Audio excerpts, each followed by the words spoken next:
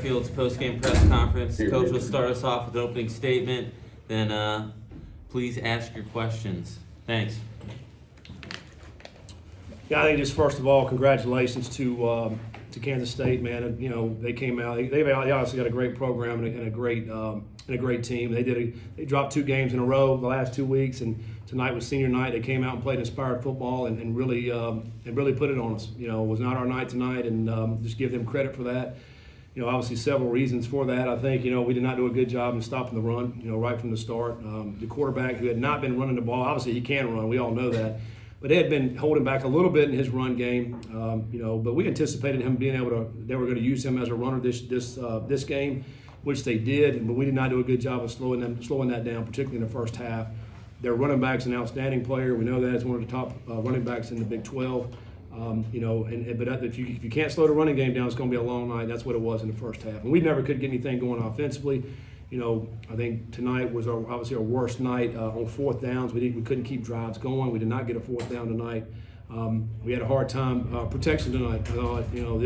We've been solid in protections, but tonight was probably our worst night as far as protecting the quarterback, giving up pressures and sacks. But when you got both sides of the ball not working well, it's what's going to end up happening tonight, and that's what it was. Questions for Coach? Keegan, then Russ. Coach, you sat with Mason Fletcher and some team leaders in the offseason, just kind of talked about how they wanted to invest in you and this program and come back. Ultimately, it's not working out. They're not getting what they came back for. How disappointing is it that those guys, local guys that decided to trust you and trust the program, they just aren't getting what they came back for at the end of the day?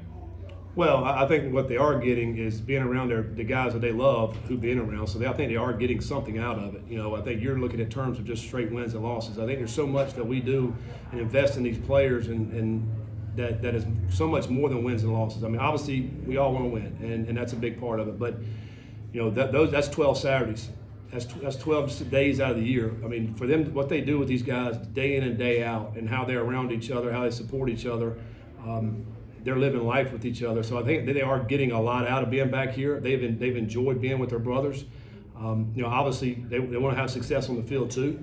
And I think individually we've had some great guys with great success. I mean, Corey Connor's had an outstanding season again. He's back-to-back 1,000 yards. We've had some other players that have done some really good things throughout this season. But obviously, they want to win the games on Saturdays. There's no question about that. That's why I think next week's a big game for us. Senior day, to be able to send these seniors out, and the ones that did come back, the ones that have been in this program for a long time, that have seen everything, from being in the Final Four to ushering in the Big 12 conference. So, these guys I think have been around and seen a lot, and I think part of that is their brotherhood, that they like being around each other, and so that part I think is what they'll cherish for sure.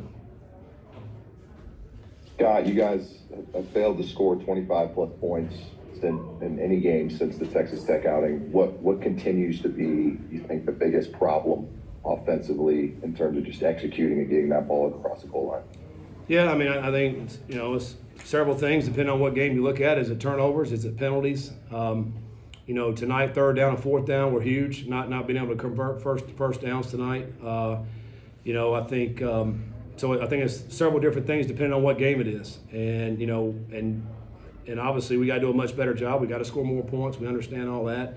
I think at times throughout this year we've moved the ball very well, and but just didn't score enough points. And I think obviously that's the name of the game, is to get in the end zone and score points.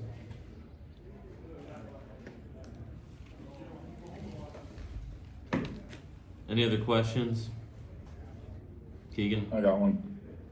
Is there something just different with Brendan? Is there something off at the end of the day? I mean, it just looks like there's stuff that he's not hitting that he was usually hitting earlier in the season.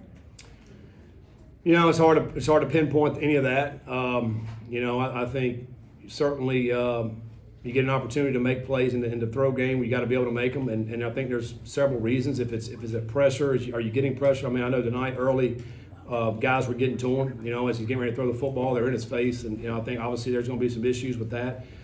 If you do have time, then you got to be able to throw and catch. A couple errant throws. We also had some uncharacteristic drops tonight. I thought for the first time we hadn't had many drops.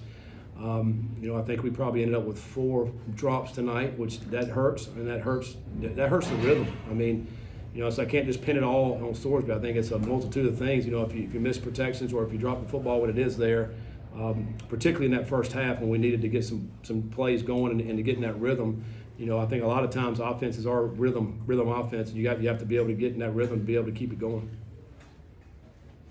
Avery Johnson hadn't run much in the past 2-3 weeks. Did they kind of catch you off guard a little bit early, running him kind of as much as they did those first, 2-3 series? Well, I mean, we had anticipated them potentially trying to run him a little bit more. I mean, he got dinged up, I think maybe in the Colorado game, so several, 3 or 4 games ago, and so they really hadn't run him as much. But we felt like coming this week that they we're going to probably run him a little bit more. We just didn't defend that very well at all with him in the running game, and obviously, Giddens is an outstanding back. You have to know where he's going, and I think, some of those things where they're, he's going to the left and the quarterback's coming out the back end to the right. I mean, they split the defense, so obviously there's going to be less hats going to be around the football. And obviously did a good job early in the game, particularly that first drive. They came right out and ran them on the first play, and then ended up scoring on that same drive. You got to do a much better job in defending that Q run game. Following up, how much does that change what they're able to do with Giddens when they run him like they did right away early? So now you have to respect Avery, and then the mesh plays and whatever just seemed like they were really tough. Yeah, I mean, you end up splitting the defense in half, really essentially what ends up happening. So now you have to have a hat for the quarterback pull game, and when you remove one more hat there, so somebody's got to whip a block, on the other side. So Giddens, therefore he gets free, and you miss one tackle, there's nobody else there. And they popped a couple big runs on us. Because of that, some missed tackles, but it certainly puts more pressure on the defense when you do have a running quarterback, because now it's 11 guys you have to defend in the running game as opposed to 10. Any other questions for Coach? I got one. All right, final one.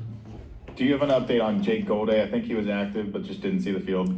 Yeah, I mean, I think he gave it a shot tonight. He was probably the biggest question mark heading into the game. Tried to get him there. He was close to getting there. I think he went out and played early, and then just couldn't be himself, couldn't run like he wanted to, and we ended up having to set him down. And so we'll don't have an update. Hopefully when we get back this week, I hope maybe it didn't irritate us anything, and he's going to be able to get back in for next week.